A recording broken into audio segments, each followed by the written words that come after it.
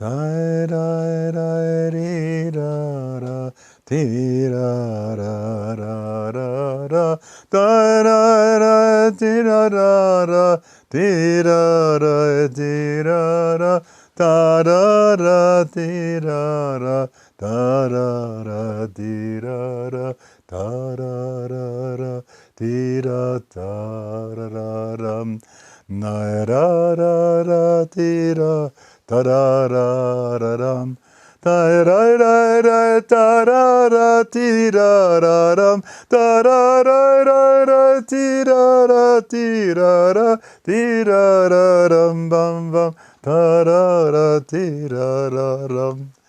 This isn't necessarily a Yiddish Niggun. I don't remember who wrote it, but it's a beautiful piece for the guitar, and it has this back and forth in a major key and a minor key. I began with the minor key. Na na na ni na na ti da da da da da ti da da da da da di da da, and then later on da da da da di da da da da da da da da da da da di da da da. There's a shift into a major, and the reason why I wanted to use this melody is that when in India you have some of the raga singers, they'll sing morning ragas and evening ragas. And I think the minor part was sort of the evening raga part from that, and the major part is for the morning. And the reason why I'm so excited about thinking what are the best prayer times, which you touched before, is because on Shabbos we say we have an additional soul. You have an neshama yetera. So when I want to make fun of that, I say it does not mean you get an extra piece of gefilte fish, you know, that you have soul and then you get another shtickle soul.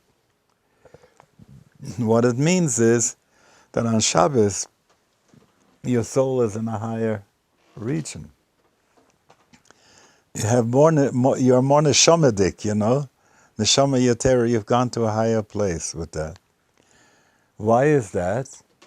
Because on that greater level, you have more confluence, more oneness of things. When is it? People would say every clock that's off, that stopped, is right twice a day. You know? So what is it twice a day when, if I were to say the highest sensitivity for prayer is around, is the place where the daytime consciousness and the nighttime consciousness meet, which is at the place of the dawn and dusk. And I feel sad sometimes coming to shul at 10 o'clock in the morning and they're saying, you give the rooster understanding the difference between day and night. It's nebuch, you know, a retarded rooster who first starts crowing at 10 o'clock. So when you read the dinim about, the laws about it, it makes very clear that the important part is that you should be around Benetz Chama, when the sun comes over the horizon.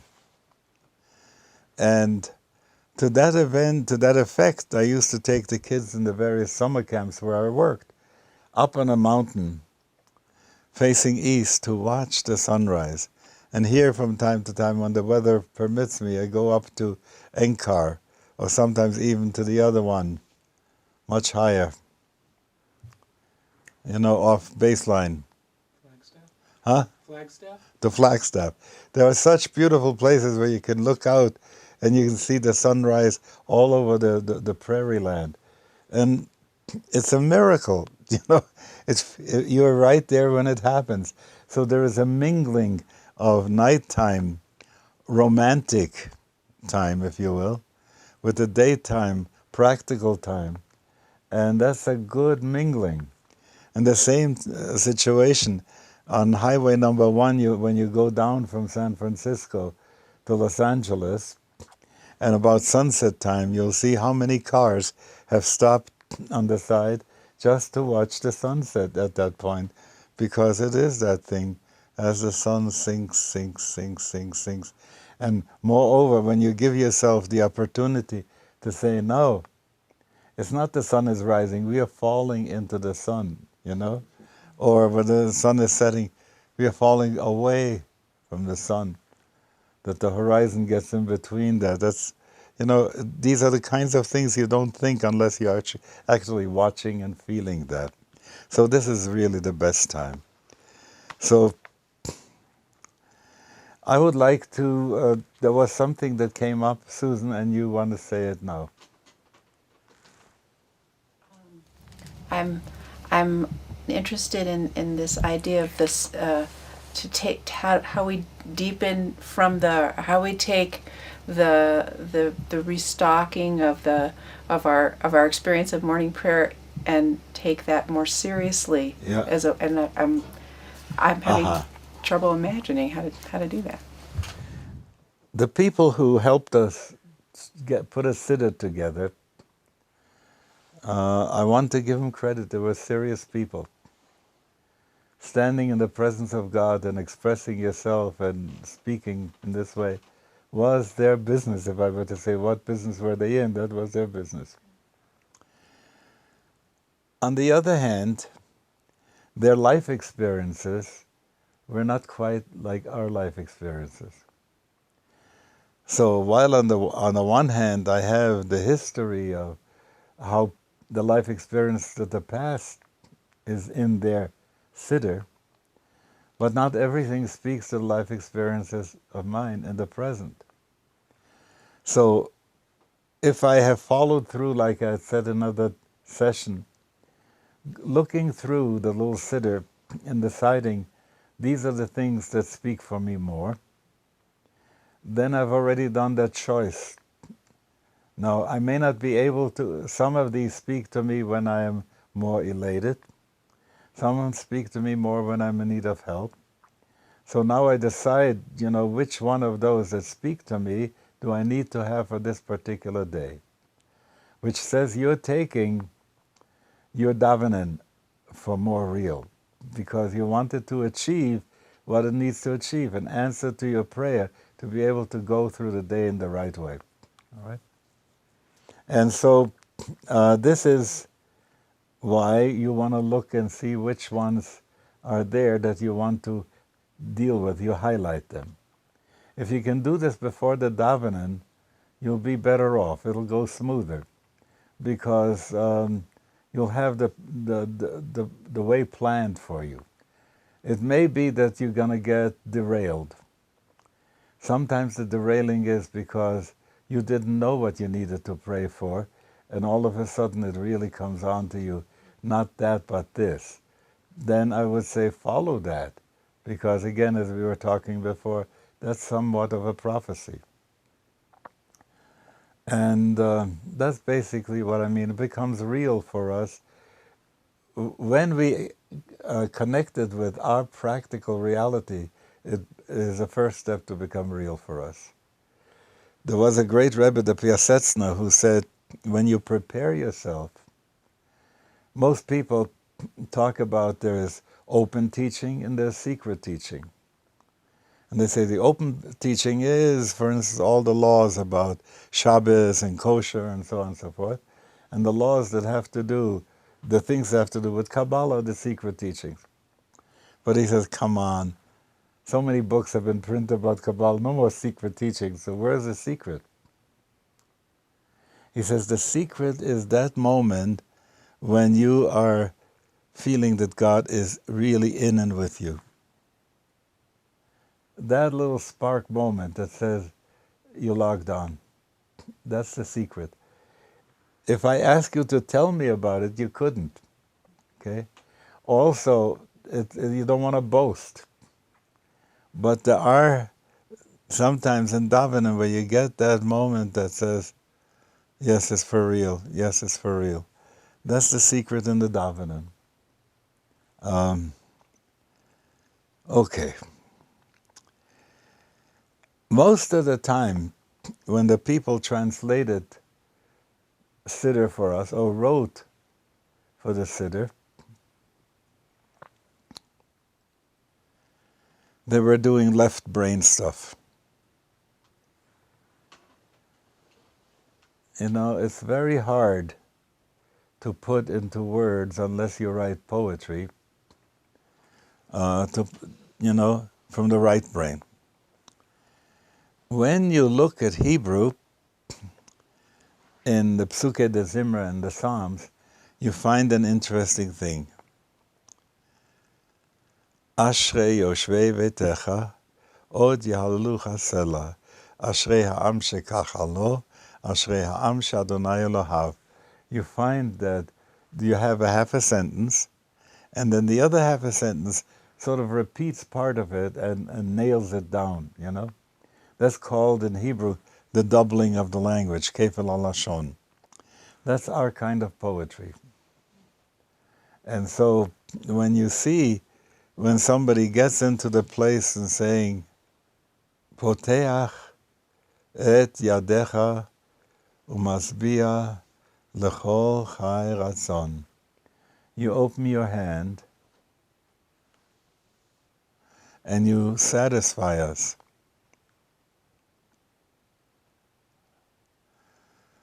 With everything that it is that we want and need. So it's not a hand, and yet you say you open your hand.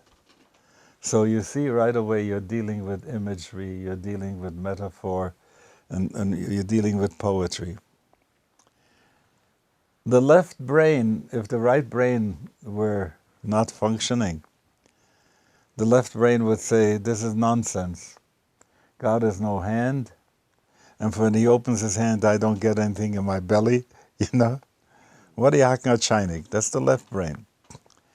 For the right brain, it's not a problem. Poteach et yadecha, umasbia lechol chai ratzon.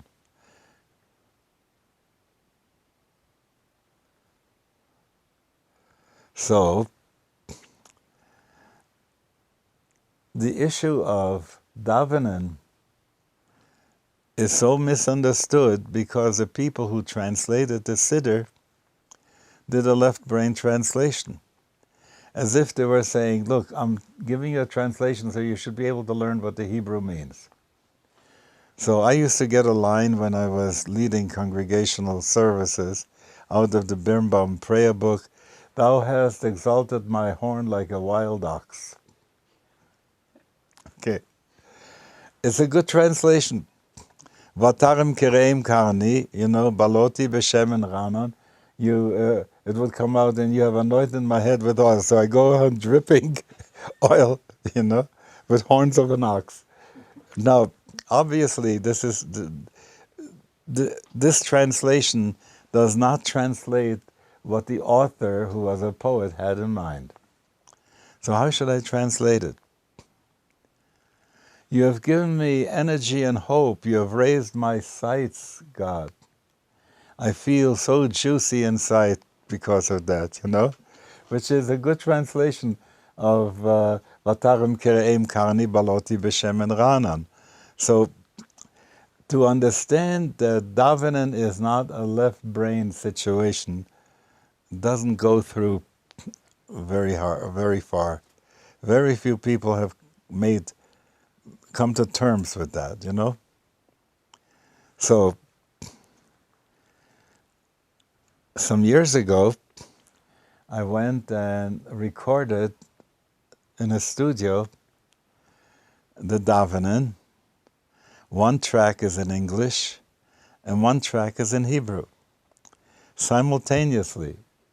So that if you put the English on your right ear, which goes to the left brain, and the Hebrew on the left ear, which goes to the right brain, you can really enjoy the Davvenen, both with the sound of it, and the Hebrew, which touches something very special.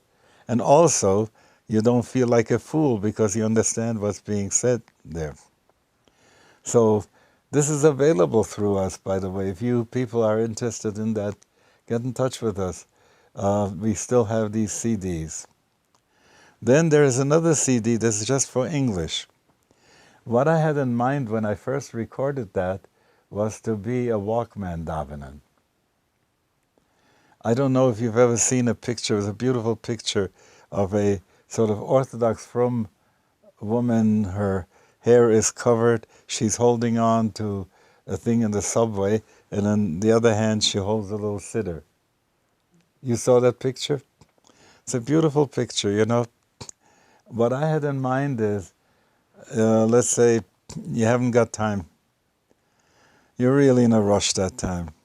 And you can put that cassette in the car and daven along with it. How wonderful that is. So we have that available. For English alone, another version, and for Hebrew and English, and the other one, a binaural one.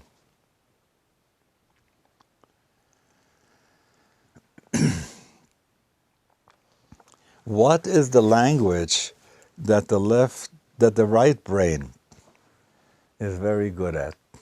That's Niggunim, melodies.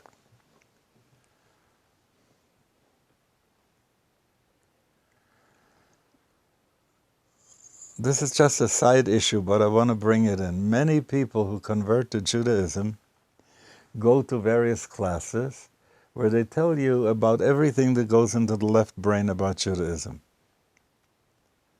You know, this is what we believe, these are the holidays, these are the rules, these are the laws, this is what you have to do. Very seldom do people get the aesthetic education that's necessary, so that you could almost be somatically learn how to talk like a Jew, you know, with your whole body. Kolatzmosai tomarno, all my bones speak it, or the sense, you know, what I forgot the name of the guy who was a comedian who spoke about Jewish and Goyish, like white bread and is Goyish, you know, and green jello is Goyish. Lenny Bruce, right. So he had a notion about that. Very few people who come in get into that part, which is the body and the right brain, and to feel that. Therefore, I think I've been saying to people who are on the way to convert, play a lot of Jewish music in the house. Get to feel that point. You know, a generation ago, if I were to begin to sing,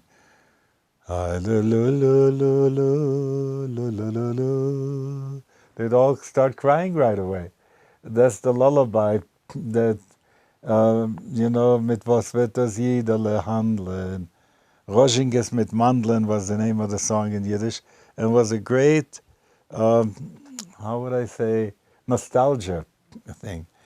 But if you are moving into a place and you don't have enough of your stuff, like I would say, it's like the tail of a kite.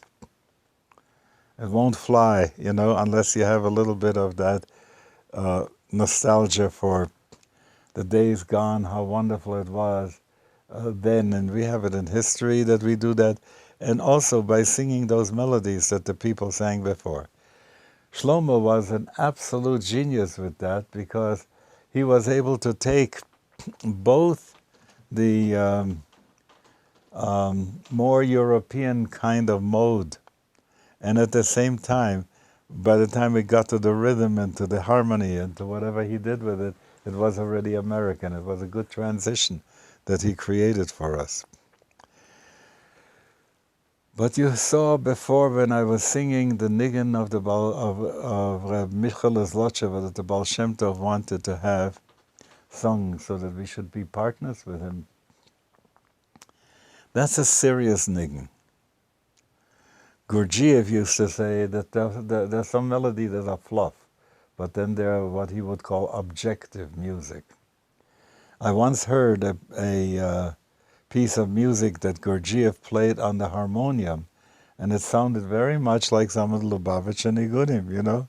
It had that feel, a certain kind of somberness, and a longing was in there, and so on. So there are pieces of music that do that. I would like, for instance, suggest to you that you do something I did. I once went through all the piano concertos of Mozart and took out the lentos and tied them one to another. Can you imagine how lovely the music would go? Da da da dee da da da da da da. Dee da da da da da dee da da da. And so on and so forth. They all had that wonderful feeling. Sometimes I have a sense that it's important to offer God music. How to do that? I was in Poland and just 2 or 3 years before the wall came down. We were doing a series of teachings in Krakow, and the finale of that was Mozart's the Mass. Mozart's Mass. I forgot the number of it. The solemn Mass. And it was to be performed by the Polish Radio Orchestra. And they asked me to introduce this as a prayer. Not that we do a Mass, but how could we hear this prayerfully? And I said that the best thing that you can do is close your eyes, open your heart, feel the music, float with the music, as it were, and say, dear God, this is what this music, this exquisite feeling that this music produces in me, I offer this as my offering. Okay? Can you imagine that this would be sometimes a lot better than a lot of words being said? So if you have the right pieces of music that do that for you. When my kids ask me more about modern music, I got stuck with the Beatles and the Moody Blues, so I didn't make it past that. But I can go back to stuff like that, George Harrison, and I can feel with him too. If I want to go and daven in a happy way, I would just put on, I really want to see you, and go with that. So I want to say this about music and learning Niggunim. It's important to create in the house a God's corner.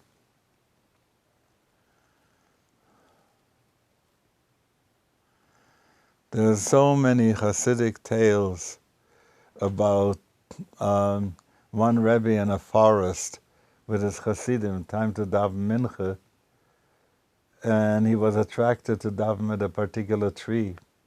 And then he found out that some 50 years before, Tzaddik was davening at that tree, and it still had the vibe and it attracted him.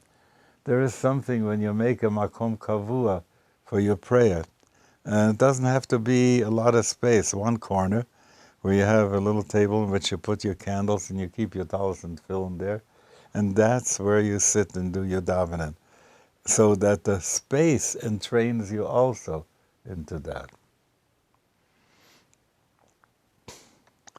Whenever possible, live candles.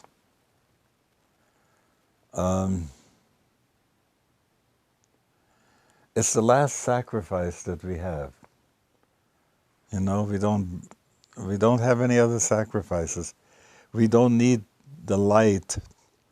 We have other light to be able to read by. So what's left is that we are offering that. We are saying, dear God, the soul of a human being is the candle of the Lord. I want to light it. How does it go? Light my fire. How does the song go? Come on, baby, light my fire. Yeah, all right. Yeah, come on, God, light my fire. So you light those candles. It makes a difference in the davening.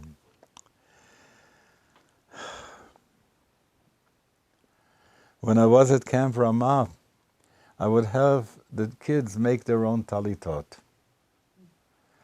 I went to different manufacturers for remnants and got them together and got a sewing machine and showed them how to do that. And the kids came in and they made their own talitot. Different kind of colors, different stripes, whatever they wanted to make their talit. it makes such a difference if you have a talit that you made yourself.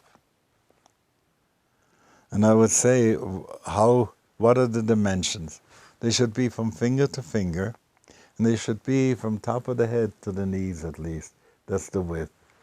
And get a piece of cloth that you like, and hem it in a way in which you want to. Sew on the four corners through which the tzitzis are going to go.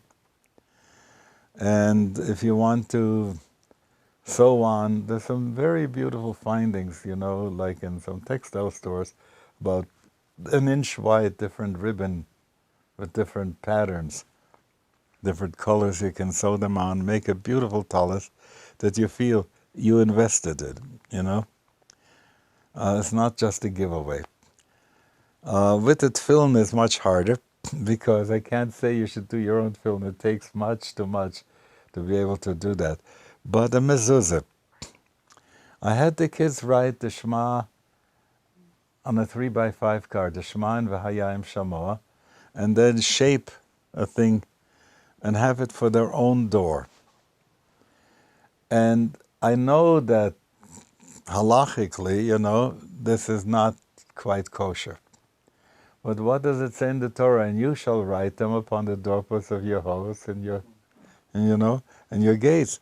So I said, no, don't put your mezuzah that you make for the rest of the house, but on your bedroom, the room, that's your room. Put that mezuzah. You have written it. And when you write it now, keep in mind what you want to have. If you have hard time falling asleep, then pay attention when you write B'shoch B'cho, when you lie down. If you have a hard time getting up, pay attention when you write Uvikomecha when you get up, so that you could, put your kavanah in that and make your own mezuzah. What a difference it makes if we put our own energy into it.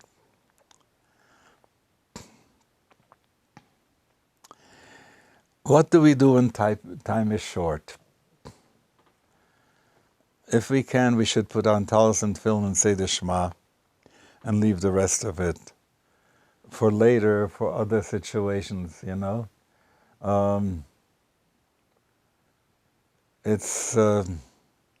It would be nice if you can do it in order. Some people eat the dessert before they eat the other meal, What can I say? It may not be in the same order that you'd want to do that, but at least that's important, because somehow that makes the connection really strong. When I look at my appointment calendar, I'm not happy about it, because the hours are always, an hour, an hour, an hour, and you make them too adjacent.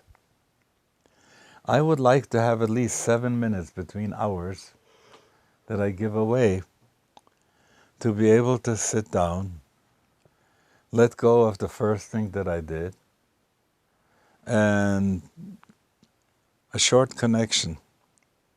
Upstairs, I will continue to do what I have to do. Thank you, God, for being with me. And help me make a switch so that I'm with the second person really with what that person needs, rather than still schlep them in from what I had from the other person. So these are the breaks. And to make an appointment with yourself when you will take a break during the day, and that you will center then. It sounds on the one hand so simple, obvious to do that, and on the other hand, we haven't paid attention to do it, but it's really very helpful, and I can witness to that. What I most fear about most of the spiritual and religious discourse is that it is very abstract. People love to talk about, the infinite, and about this and about that, about how beyond God is, and whatever they come up with. And that's always the left brain stuff, first of all. And then it has very little to do with leading it back to myself. That's called in Hasidic language ADATA D'NAFSHA. And Professor Heschel used to call it situational thinking. You're not merely thinking about something that's separate and abstract from you. You are in the situation. There are some psychologists and philosophers now who are talking about participatory epistemology. Because before, when we used to think of something, do I understand it? Then we had it very distant from us. And we didn't think that we participate in it. But after Heisenberg, you cannot speak about anything without taking the observer in. So now you have to start thinking, I'm in that picture. So when I think about Yetziat Mitzrayim and the giving of the Torah and so on and so forth, and I think of that in the abstract, then I'm not in the picture. So it has to be ADATA D'NAFSHA. Has to be counting oneself in. I try to give this example about someone who asks you to come in, who asks a person to come in to the biology lab. And he says, come, I'm going to show you something. This is a healthy cell and this is a cancerous cell. You see, as I stained it, can you see the difference? And the guy says, yes. And then he says, well, the cancerous cell is from the biopsy I took of you the other day. What happens? It's not abstract anymore.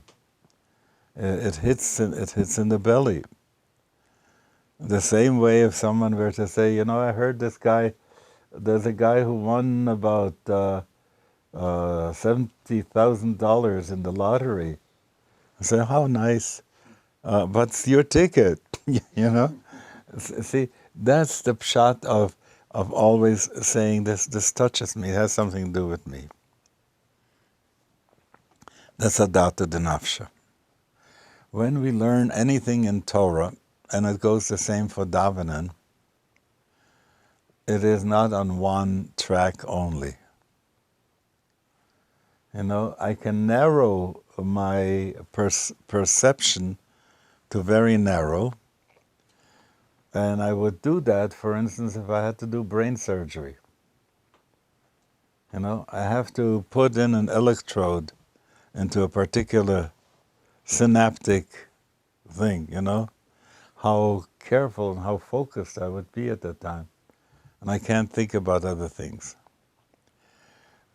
When I come and want to daven, when I want to learn Gemara or learn a din, I want to do the same thing. I want to focus very close. But when I'm davening, I want to open the aperture. I want to know that the word that I'm saying on this level has meaning on this level and on this level and on this level. All the fractals all the way up, you know, it has all these meanings. And for this reason, when you study Torah, they tell there's Pshat, Remez, Drush, and Sot. They're the four levels. The simple meaning, the deductive meaning, the inductive meaning, and the secret meaning of things. So, in order to help people see this, I once wrote in Paradigm Shift a symphonic notation of the Amida. If you've ever seen a conductor of a symphony, he has so many lines of for just a short piece of music, because there are the violins, the timpani, he has got it all in front of him. If someone wants to really get into Davvenen, it would be important to find out what are all the levels. What do I do with my body? Into what place do I put my attitude, my feelings? On what level am I going to do my thinking? And which way am I going to try and merge with God? And what does the word Baruch mean on this level? And what does it mean on another level? What does it mean on the other level? See what I'm saying? That kind of thing calls for almost a symphonic awareness in Davvenen. I don't think that this is going to be something that you'll be able to do right away when you start, but I want you to understand that there is, sometimes you play solo, and you play only the melody, but sometimes you learn how to play melody and you play also the bass along with that. And more and more and more that you can bring into the awareness of the Davvenen. So if you were to ask, what would go on in the mind of a person who is so fully aware of all those things in the Davvenen? You know, it would be beyond my understanding. But I want to stretch in that into that direction, as if I could feel it. In a moment, I want to talk about the Shema before we go to sleep, and the lighting of the candles for Shabbos.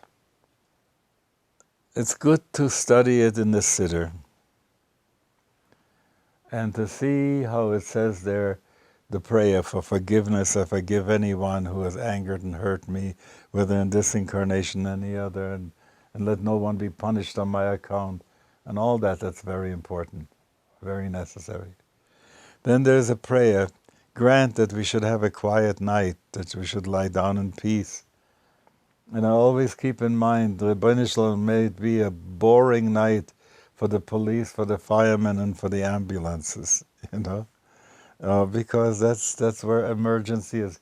A good night would be when there would hardly any traffic be on that side. So you keep that in mind also. And you make you revisit the day and make marks for yourself to say, that was good, for this I give thanks. That needs fixing when I can. I forgot to do this, and so on and so forth, so that at the end of the day, you cash in, as it were, on your action of the day. And that goes with the bedtime Shema. Important. The religious community is not alone. And I was talking before about the business of solo being just one little tile of the mosaic, you know. But we are in a larger community. It all comes together in this way.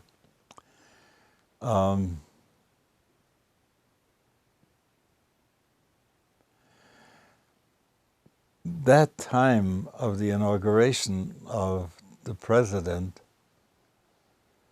the energy that was around was so thick that if that could be translated into dollars, we could pay off the national debt. Because it was really, really, people put that in. There was so much joy, so much energy in that. When I ask myself, when Jews have to draw God credit from the Universal Bank, we often get insufficient funds. I don't know if that makes sense to you, but I want to spell that one out, okay? With every mitzvah that I do, with every prayer that I do, I enlarge the space that God can dwell in. That's what the Kotzka said. When somebody said, where is God? And instead of saying everywhere, he said wherever he's let in. You know, that's the place where we make Bilvavi Mishkan Evne. In my heart I will build a sanctuary. The God space that you're going to set up, all that makes for presence and for filling it with energy. So if I have to draw on healing energy, could you imagine why it would be so important to be able to have access to the account of the Jewish spiritual capital? Most people don't pay attention to that. We always think about, it's true that God has enough, that God could do anything, etc., etc., etc. But when do we feel that we feel our Jewish stuff really strong. For instance, during the high holidays in the middle of Davvenen, you have a sense that you're surrounded by that. People are investing energy there. The pool of energy of the religious community is charged, it's filled, the reservoir. And I think that's an important part to think about the day when you feel, I don't have much interest or cheshik to daven today, but the pool needs it. They used to make a joke about the people in Chelm. The word was that the rabbi, they had to pay the rabbi his salary. So how would they do it? Everybody would bring every day a little glass of schnapps and put it into the barrel. And at the end of the year, they would sell the barrel of schnapps, and that would be the salary for the rabbi. The end of the year came, and they opened up the barrel to taste the schnapps, and it was all water, because everybody figured the other one puts in the schnapps, so I can put in a little water, So it's like saying, if I were to ask what's the Jewish barrel at this point, I would say it's more water than schnapps. Okay, so spirits for schnapps. So coming back, that we were talking about the right brain and the work of the heart, and not to confuse the two, the work of the heart with the work of the brain. All this will work if you do faith. I don't say have faith. I don't like the word have in relation to faith. I can have beliefs, I have this belief, I have that belief. You can have a lot of beliefs. And the beliefs keep on changing anyway, they don't stay the same. One day I have this belief, more the other day I have another belief. But what is faith? So faith comes out to be a verb, in the sense ani mamin. When I'm faithing, then it's real, then it happens to be. When I stop faithing, there is no faith. It doesn't exist. Its existence is there in my actually doing it. The matrix of everything that we have done in these sessions is the faith, with which one approaches and says, I want to be loyal to the purpose that created me. That's emunah. Emunah in the sense I want to be loyal to the purpose that created me.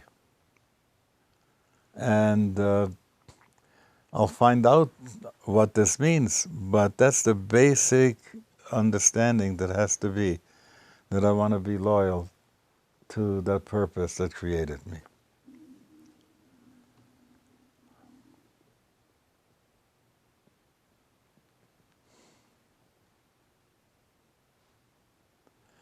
So at the moment when I start praying and I place myself in the presence of God, I don't have litmus paper to prove that God is present.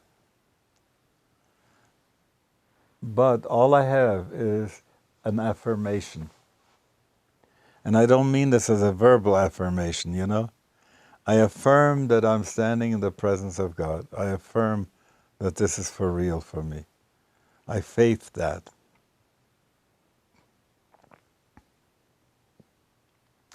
You take that away, and then the whole matrix of everything else is gone.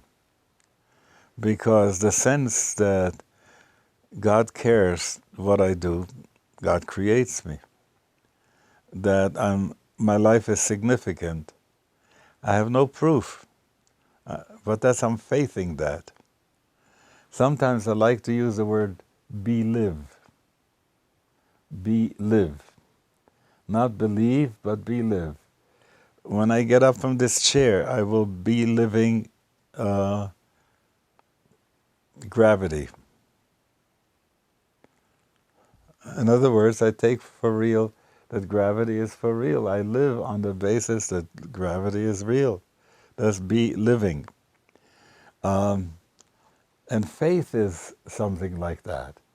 It is not an idea that I hold, but I live on the basis that that's for real. So for that moment that I make that happen, this is where everybody comes in and says, but how do you know this is real? How do you know this is not something that you make up in your mind? How do you know this? How do you know that? And while I may be able to come up with a whole bunch of reasons why I might believe that, I don't want to do that. Because the purity of faithing is what's involved here. The purity with which I say, yes, I don't have proof in my sensation, in my feeling, and in my reason, but my intuition says yes. Faith is something that goes with the level of intuition. Now, what is it how do I know something in intuition?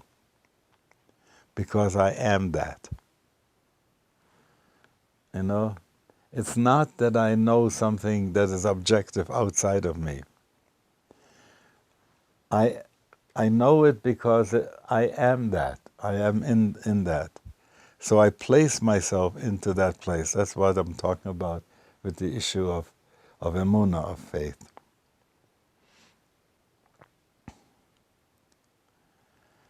So I want to wish all of you that when you get the temptation that it'll say, come on, I'm only making it up for myself, that you be given that moment in which the secret reveals itself of the divine presence in your awareness, and from that you will see that this will sustain a lot of the other stuff in your life. Oh, I forgot to talk about lighting candles on Friday night. Sometimes I wish that I would pray during the week, a whole week, with the same fervor, sincerity, and power that my mother had. When she stood before the candles and prayed, every one of her children and grandchildren and great-grandchildren was on her list, and she had something to pray for them from God. And then she went larger and larger and larger. It was a very special time. The good part of that is that you don't have a formula other than making the blessing, Baruch Atah Hashem, Asher Kedishanu Mitzvotav V'tzivanu Lahadlik Ner Shel Shabbos Kodesh. So you have that formula. But then that wasn't the time when she stood like this, you know, and continued to pray. And I think the more we can make, if you're single and you light your own candles, then you can do that too. If you're with your partner and you stand there when the candles are lit and you say, I support your prayer, you know. For whatever you're praying at this point, I support that. I'm offering energy toward that prayer. Also, that, by the way, used to be the time for having a pushka before you start to light the candles and put some stuck in for the week that has passed. And the blue box for the Keren Kayemet used to be around there, and those for the yeshivas and so on and so forth. If we can take this segment and put it before the last one that we had, that would be helpful. Okay, any questions or things you want to raise? Yes. I'm still struggling with, you talked about minor and major, Yeah. and I struggle with major prayer, like happy prayer, like the hallelujahs, you know. You know, I relate to like Shema Kolenu, I'm in pain, but I don't relate to like, oh, the world's beautiful, and because I, you know, I'm just feeling my pain and my selfishness or whatever, but like, you know, from time to time, I'm asked to do something in a public prayer situation.